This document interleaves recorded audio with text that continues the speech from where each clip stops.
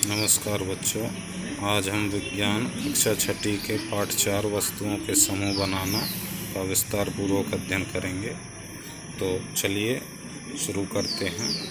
तो सबसे पहले हमारे चारों ओर की वस्तुएं। तो आप घर में अपने आस पड़ोस में विभिन्न प्रकार की विभिन्न वस्तुएं देखते हैं, जैसे कुर्सियां, बैलगाड़ी, साइकिलें, खाना पकाने के बर्तन इत्यादि। तो ये सभी वस्तुएं किसी न किसी पदार्थ से बनी होती हैं। इन वस्तुओं की आकृतियां, रंग और गुण सभी भिन्न होते हैं।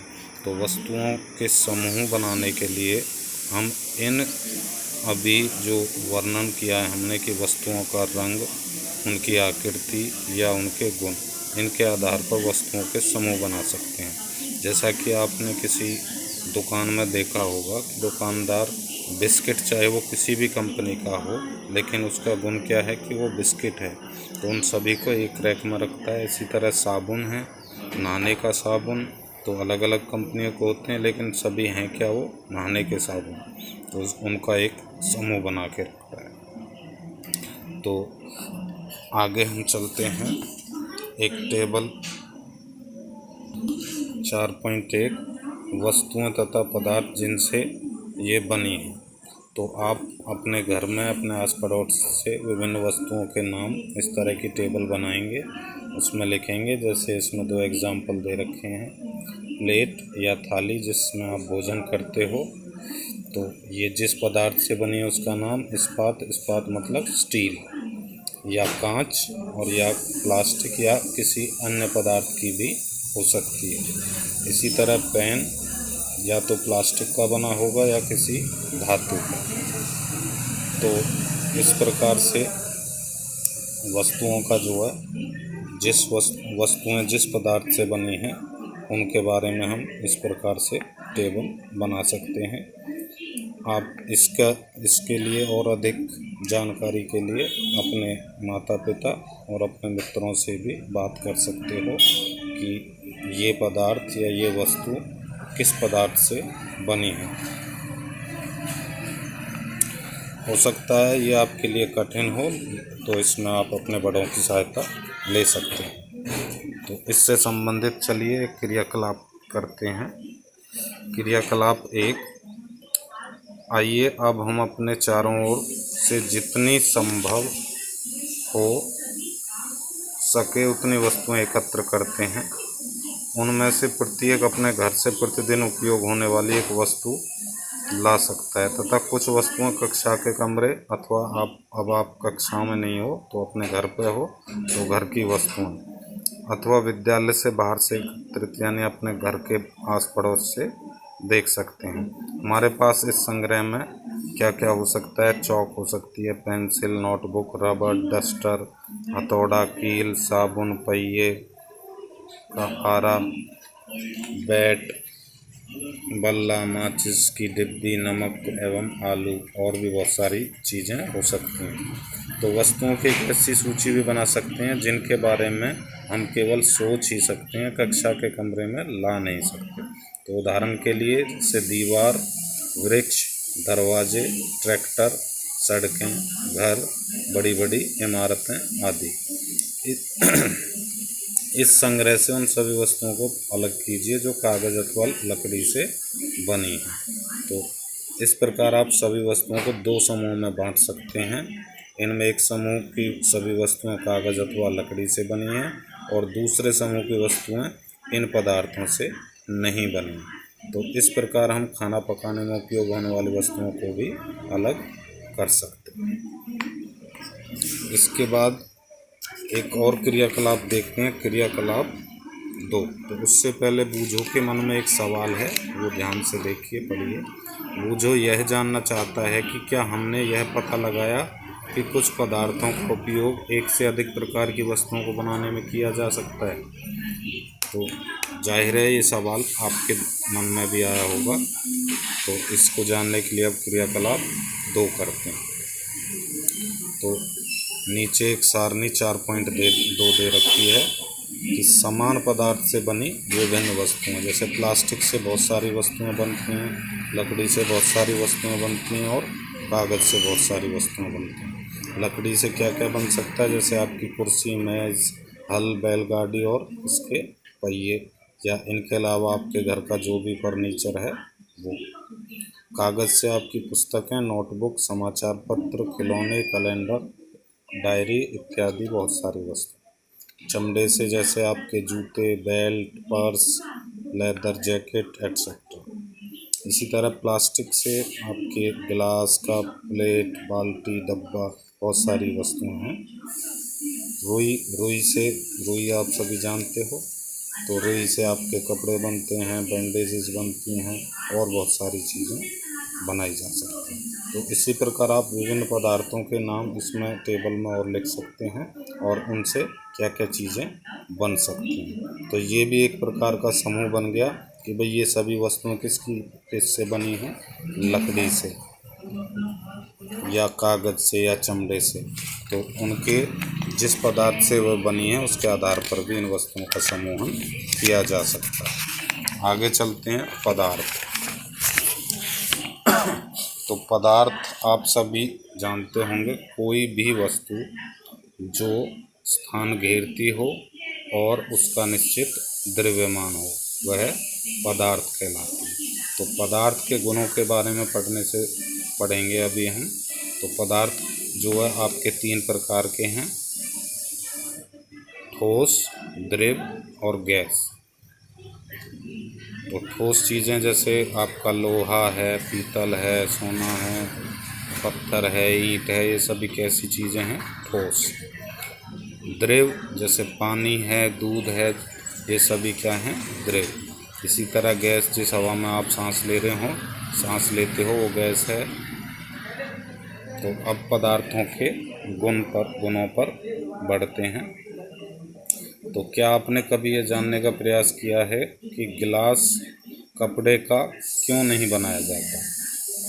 तो अध्याय 3 में कपड़े के टुकड़ों के साथ जो प्रयोग हमने किया था उसे याद कीजिए और यह ध्यान रखिए कि हम गिलास का उपयोग सामान्यतः द्रवों को रखने के लिए करते हैं, यानी कि जो भी तरल चीज़ें हैं उनको गिलास में रखते हैं।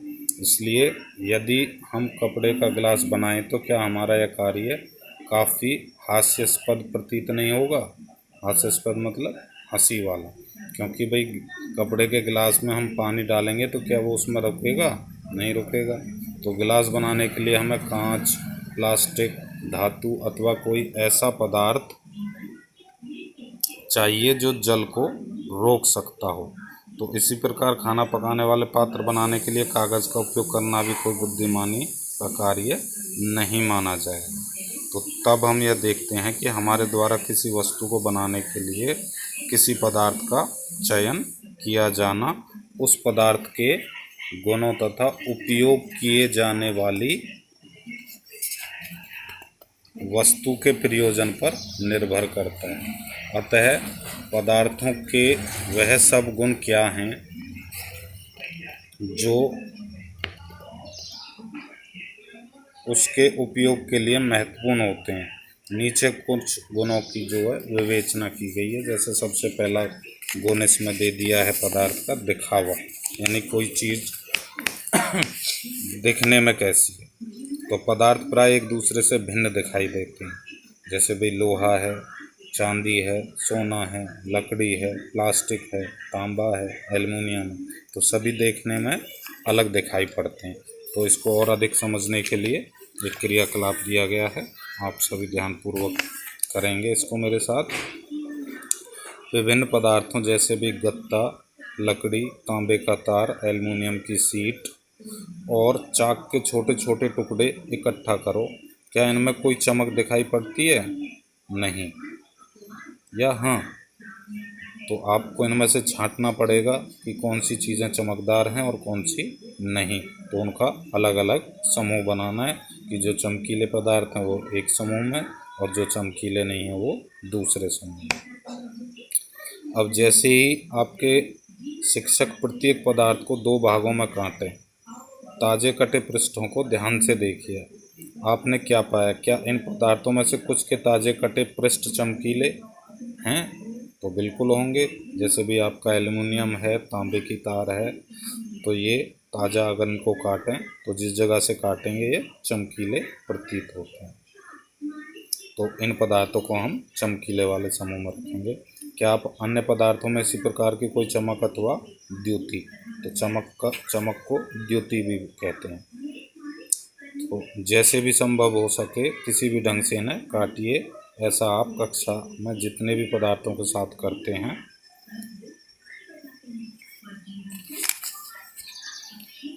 कीजिए तथा द्युतिवान और द्युतिहीन पदार्थों की सूची बनाइए।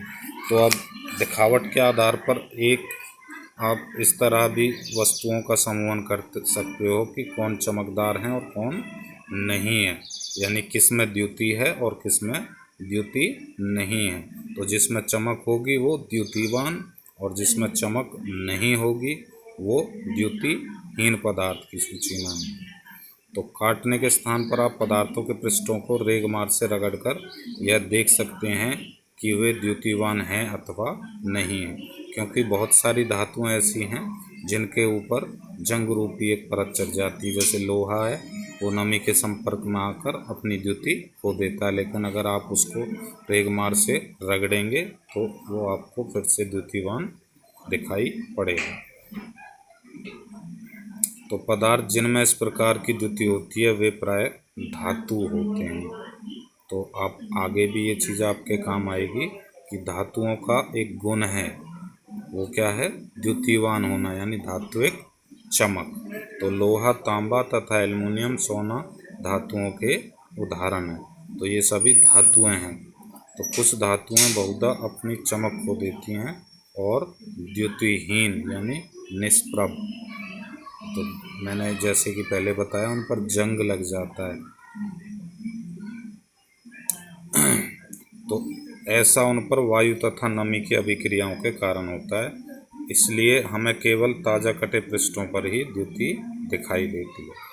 अब आप किसी लोहार अथवा वर्कशॉप का भ्रमण करें, आपने देखा होगा लोहार या वर्कशॉप जहाँ लोहे का काम होता है, तो धातु की छड़ों के ताज़े कटे पृष्ठों को देखने का प्रयास करें और यह देखें कि इनमें द्युति है अथवा नहीं।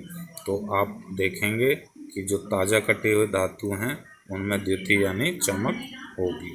तो अब बढ़ते हैं पदार्थों का दूसरा गुण, कठोरता। तो कठोरता आप सभी जानते हो, जो चीज़ कठोर यानी हार्ड होती है, तो कठोरता भी जो है पदार्थों का एक गुण है। तो जब आप अलग अलग पदार्थों को अपने हाथों से दबाते हैं तो उनमें से कुछ को दबाना मतलब संपीड़ित करना कठिन होता है, जबकि कुछ अन्य को आसानी से संपीड़ित किया जा सकता है। जैसे एक रबड़ की बॉल है, आप उसको आसानी से दबा सकते हो, संपीड़ित कर सकते हो, जबकि अगर आपको एक पत्थर का टुकड़ा दे दें तो आप उसको संपीड़ित नहीं कर सकते, जबकि कुछ आसानी से संपीड़ित हो जाते हैं। धातु की एक चाबी लीजिए, जैसे आपकी साइकिल की चाबी या घर के ताले की चाबी, तथा इसमें लकड़ी, एल्युमिनियम, पत्थर का टुकड़ा, कील, मोमबत्ती, चाक या अन्य कोई पदार्थ अथवा वस्तु के पृष्ठों को खरोंचने का प्रयास कीजिए, यानी अपने नाखून से उनको खरोंचिए। तो आप कुछ पदार्थों को आसानी से खरोंच सकते हैं, जैसे भी चाक है और आपका मोमबत्ती है, इनको आसानी से खरोंच दोगे, लेकिन एल्युमिनियम का टुकड़ा है, पत्थर का टुकड़ा है, उनको आप खरोंच नहीं पाओगे। तो आप कुछ पदार्थों को आसानी से खरोंच सकते हैं, जबकि कुछ अन्य पदार्थों को इतने आसानी से नहीं खरोंचा जा सकता। तो वे पदार्थ जिन्हें आसानी से संपीड़ित की अथवा खरोंचा जा सकता है कोमल पदार्थ कहलाते हैं। तो आपको ये परिभाषा लिखनी है, कोमल पदार्थ किन्हें कहते हैं, वे पदार्थ जिन्हें आसानी से संपीड़ित अथवा खरोंचा जा सकता है कोमल पदार्थ कहलाते हैं, जबकि अन्य पदार्थ जिन्हें संपीड़ित करना या खरोंचना कठिन होता है उन्हें हम क्या कहते हैं, कठोर पदार्थ। तो ये दोनों डेफिनेशन आपको लिखनी है, कोमल पदार्थ की भी और कठोर पदार्थ की। उदाहरण के लिए रुई अथवा स्पंज क्या हैं, कोमल हैं, उनको आसानी से हम खरोंच सकते हैं या फिर उनको संपीड़ित कर सकते हैं, जबकि लकड़ी कठोर है। दिखावट में पदार्थों के विभिन्न गुण हो सकते हैं, जैसे कि द्युति, कठोरता, रुक्ष या खुरदरा। रुक्ष मतलब खुरदरी सतह, उबड़ खाबड़ जिसे कहते हैं, और यह इस और चिकना। तो क्या आप अन्य गुणों के बारे में सोच सकते हैं जो किसी पदार्थ की दिखावट का वर्णन करते हैं? तो आप सोचिए। अब अगला एक क्रियाकलाप करते हैं। तो विलेयता जो है ये भी एक पदार्थों का गुण होता है, यानी कोई भी पदार्थ जल में विलेय मतलब घुलनशील है या नहीं है। तो जो घुलनशील होंगे वो विलेय पदार्थ, और जो घुलनशील नहीं होंगे वो अविलेय पदार्थ। तो इसमें आप अपने आप भी घर पे करके देख सकते हो। 1-2 गिलासों में पानी लें, उनमें आप अलग अलग चीज़ों का मिश्रण बारी बारी से मिक्स करके देख सकते हैं। जैसे चीनी पानी में घुलती है तो वो क्या हो गई, विलेय पदार्थ। नमक पानी में घुलता है, विलेय पदार्थ। चॉक पाउडर पानी में नहीं घुलेगा तो ये अविलेय पदार्थ। तो ये अलग अलग चीज़ों से आप कर सकते हो। तो इस एक्टिविटी में देखोगे जो चीज़ पानी में पूर्णतः लुप्त हो जाती है, यानी आपको दिखाई नहीं देती, यानी जैसे चीनी है वो घुलने के बाद आपको दिखाई नहीं देती तो वो विलेय पदार्थ होगी। और जो चीज़ उस पानी में डालने के घोलने के बाद लुप्त नहीं होती तो उसको क्या कहेंगे, अविलेय पदार्थ। अब एक सारणी दे रखी है। तो विभिन्न ठोस पदार्थों को जल में मिश्रित करना। तो इसमें एक करके दिखाया गया है कि नमक क्या है भी, आपका जल में पूर्णतः लुप्त हो जाता है, आपने देखा होगा। अब इन बाकी चीज़ों को आप करके देखेंगे। जैसे चीनी है तो चीनी क्या पानी में पूर्णतः लुप्त होती है या नहीं? तो इसका आंसर होगा हाँ, कि यह जल में पूर्णतः लुप्त हो जाती है। बालू मतलब मिट्टी, रेत। तो रेत को अगर आप पानी में घोलोगे तो उसमें पूर्णतः लुप्त नहीं होता। चाक पाउडर भी इसी तरह उसमें पूर्णतः लुप्त नहीं होता। लकड़ी का बुरादा वो भी इसमें पूर्णतः लुप्त नहीं होता। तो नमक और चीनी विलेय पदार्थ हैं, जबकि बालू, चाक पाउडर, लकड़ी का बुरादा ये अविलेय पदार्थ हैं। अब पदार्थ का अगला गुण लेने से पहले विलेय और अविलेय पदार्थों की परिभाषा आपको लिखनी है। तो हम कह सकते हैं कि ये पदार्थ जल में विलेय हैं। अन्य पदार्थ जल के साथ मिश्रित नहीं होते तथा काफ़ी समय तक गिलास में विलोडित करने पर भी, विलोडित मतलब आप चम्मच या किसी छड़ की मदद से उनको घुमाते रहो तो वो लुप्त नहीं होंगे, वो अविलेय पदार्थ। तो विलेय पदार्थ की परिभाषा क्या होगी? वे पदार्थ जो जल में पूर्ण रूप से विलीन अर्थात घुल जाते हैं उन्हें विलेय पदार्थ कहते हैं। इसके विपरीत वे पदार्थ जो जल में विलोडित करने पर पूर्ण रूप से विलीन नहीं होते उन्हें अविलेय पदार्थ कहते हैं। अब एक और क्रियाकलाप है जल की विलेयता को दर्शाने के लिए। तो क्रियाकलाप 5 है, इसमें आप विभिन्न पदार्थ ले सकते हैं, जैसे सिरका, नींबू का रस, सरसों का तेल, नारियल का तेल, मिट्टी का तेल अथवा अन्य किसी द्रव्य के नमूने एकत्र कीजिए जो आपके पास उपलब्ध हों। तो इन सभी को अलग अलग पानी के गिलास या बीकर जो भी आपके पास हो उनमें पानी के साथ विलोडित करके यानी मिक्स करके कुछ देर के लिए छोड़ दें। तो आप क्या देखेंगे कि जितने अधिक अन्य द्रव्य आपको उपलब्ध हों उन सब के साथ इस क्रियाकलाप को दोहराना है। हम क्या देखते हैं कि कुछ द्रव्य जल में पूर्णतः मिश्रित हो जाते हैं, जैसे भाई सिरका हुआ, नींबू का रस हुआ, तो ये आपके जल में पूरी तरह मिश्रित हो जाते हैं, जबकि अन्य द्रव्य जल में मिश्रित नहीं होते और कुछ समय तक ऐसे ही छोड़ देने पर अपनी एक पृथक मतलब अलग परत बना लेते हैं। जैसे तेल हम पानी में डालेंगे, उसको कितना ही मिक्स कर लें, जब उसको हम ऐसे ही छोड़ देंगे तो पानी के ऊपर तेल की एक अलग से परत बन जाती है। तो इसमें ये आप कर सकते हो और टेबल में आप इनके बारे में भरोगे। सिरका जैसे भली भांति मिश्रित होता है, नींबू का रस वो भी भली भांति मिश्रित होता है, सरसों का तेल मिश्रित नहीं होता, नारियल का तेल मिश्रित नहीं होता, केरोसिन यानी मिट्टी का तेल वो भी मिश्रित नहीं होता। अब बूझो और पहेली इन दोनों के मन में कोई सवाल है बूझो के मन में, तो देखो बूझो यह सुझाव देता है कि हमें यह भी जांच करनी चाहिए कि हमने क्रियाकलाप 5 में जिन द्रव्यों का उपयोग किया था क्या जल के अतिरिक्त किसी अन्य द्रव्य में भली भांति मिश्रित हो जाते हैं। तो पहेली यह जानने के लिए उत्सुक है कि क्या गैसें भी जल में विलीन हो जाती हैं। भाई बूझो के मन में तो ये सवाल आया कि जो चीज़ें पानी में नहीं मिश्रित हुई थी, नहीं घुली थी, क्या वो किसी दूसरे द्रव्य में घुल सकती हैं। और पहेली के मन में क्या सवाल है, क्या जानने की उत्सुकता है कि क्या जल में या किसी भी द्रव्य में गैस भी विलीन होती हैं या नहीं। तो कुछ गैसें जल में विलेय हैं जबकि अन्य नहीं हैं। सामान्यतः जल में कुछ गैसें थोड़ी मात्रा में विलीन होती हैं। उदाहरण के लिए जल में विलीन ऑक्सीजन गैस जल में रहने वाले जंतुओं और पादपों की उत्तरजीविता के लिए महत्वपूर्ण है। जो जल में रहने वाले प्राणी आपके मछली हैं, कछुआ है या और दूसरे जो जलीय जीव हैं वो तभी जीवित रहते हैं जब वो जल में घुले हुए ऑक्सीजन को अपने गलफड़ों के द्वारा अंदर ले जाते हैं। इसके बाद पदार्थों का अगला गुण आता है आपका वस्तुएं जल में तैरती हैं अथवा डूब जाती हैं। तो क्रियाकलाप 4 करते समय आपने यह ध्यान दिया होगा कि जल में अविलेय ठोस जल से पृथक हो जाते हैं। क्रियाकलाप 5 में भी आपने कुछ द्रवों के साथ ऐसा ही देखा होगा। इनमें से कुछ पदार्थ जो जल में मिश्रित नहीं हो पाए वे जल के पृष्ठ पर आकर तैरने लगे, अन्य डूबकर गिलास की तली में पहुंच गए थे। क्या यह सही नहीं है। हम ऐसे बहुत से उदाहरण देखते हैं जिनमें पदार्थ जल में तैरते रहते हैं अथवा डूब जाते हैं।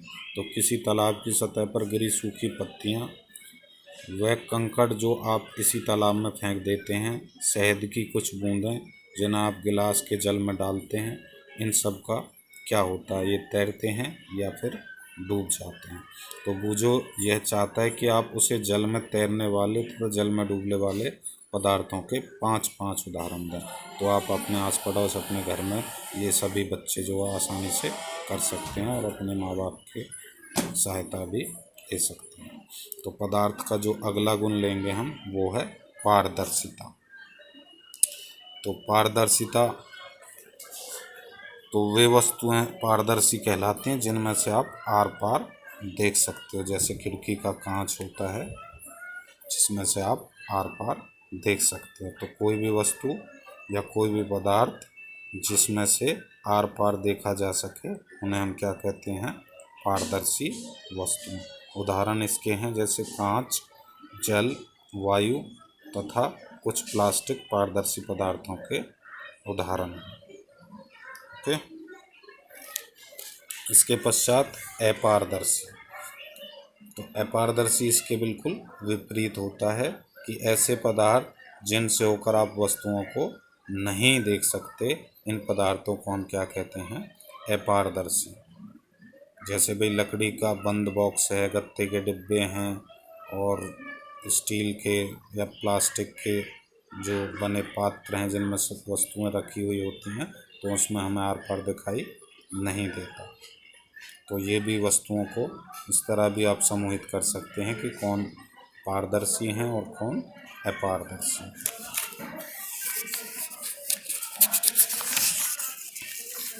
इसके बाद तीसरा जो है पारदर्शिता से ही संबंधित पारभासी। पारभासी वे वस्तु होती हैं जिनमें से सुस्पष्ट दिखाई नहीं देता, दिखाई तो देता है लेकिन स्पष्ट दिखाई नहीं देता, यानी धुंधला दिखाई देता है। तो पारभासी की परिभाषा होगी भाई ऐसे पदार्थ जिनसे होकर वस्तुओं को देख तो सकते हैं परंतु बहुत स्पष्ट नहीं देखा जा सकता, उन्हें पारभासी वस्तुएं कहते हैं। जैसे सर्दियों में कोहरा पड़ता है तो वो भी पारभासी है, दिखाई तो देता है लेकिन सुस्पष्ट दिखाई नहीं देता। इसी तरह भाई कागज़ पर अगर आप तेल लगाएं और उसमें से देखें तो वो भी पारभासी प्रतीत होता है।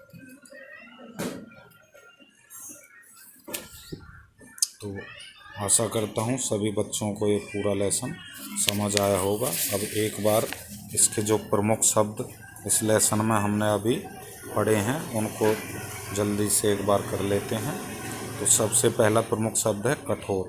तो कठोरता हमने पढ़ा था गुण पदार्थ का कि ऐसे पदार्थ जिनको या ऐसी वस्तुएं जिनको भाई खरोंचा या खुरचा नहीं जा सकता या जिनको संपीड़ित नहीं किया जा सकता वो सभी क्या होते हैं, कठोर। अगला है आपका अविलेय। तो अविलेय वे पदार्थ होते हैं जिनको किसी द्रव्य में विलोडित करने पर वो उसमें नहीं घुलते, यानी उसमें विलेय नहीं होते, उन्हें हम क्या कहते हैं, अविलेय पदार्थ। इसके बाद द्युति में यानी कि चमकीला पदार्थ की परिभाषा हम पहले भी पढ़ चुके हैं कि वे वस्तुएं जो स्थान घेरती हों और जिनका निश्चित द्रव्यमान हो वो सभी क्या कहलाती हैं, पदार्थ के। इसके पश्चात धातु। तो धातु अधिकतर धातुएं कठोर होती हैं और वो द्युति में भी होती हैं, जैसे आपका सोना, चांदी, लोहा आदि। इसके पश्चात अपारदर्शी वे वस्तुएं होती हैं जिनसे होकर आर पार नहीं देखा जा सकता, जैसे आपकी दीवार है। इसके बाद रुक्ष यानी कि खुरदरा। तो रुक्ष वे चीज़ें होती हैं जो खुरदरी होती हैं, उबड़ खाबड़, जैसे आपकी सड़क है या रेगमार की सतह जो होती है, तो ये रुक्ष सतह हैं। इसके बाद चिकनी सतह होती हैं, जैसे आपका कांच है। इसके पश्चात आपका विलेय। तो विलेय वे पदार्थ होते हैं जो द्रव्य में विलोडित करने पर आसानी से लुप्त हो जाते हैं या विलेय हो जाते हैं या घुल जाते हैं, वो विलेय पदार्थ कहलाते हैं। पारभासी वे पदार्थ होते हैं जिनमें से होकर वस्तुओं को देख तो सकते हैं लेकिन स्पष्ट रूप से नहीं देख सकते। अगला है पारदर्शी। तो पारदर्शी वे वस्तुएं होती हैं जिनसे होकर पदार्थों को या दूसरी वस्तुओं को सुस्पष्ट रूप से देखा जा सकता है। तो थैंक यू। इसके साथ साथ मैं आपको सारांश जो है पाठ का वो और एक बार दिखा देता हूँ, तो आप इसको ध्यान से पढ़ लें। और अगले वीडियो में हम नेक्स्ट लेसन आपका कवर करेंगे। आशा है आप सभी ध्यानपूर्वक पढ़ेंगे और आपको ये अच्छे से समझ भी आया होगा। Thank you.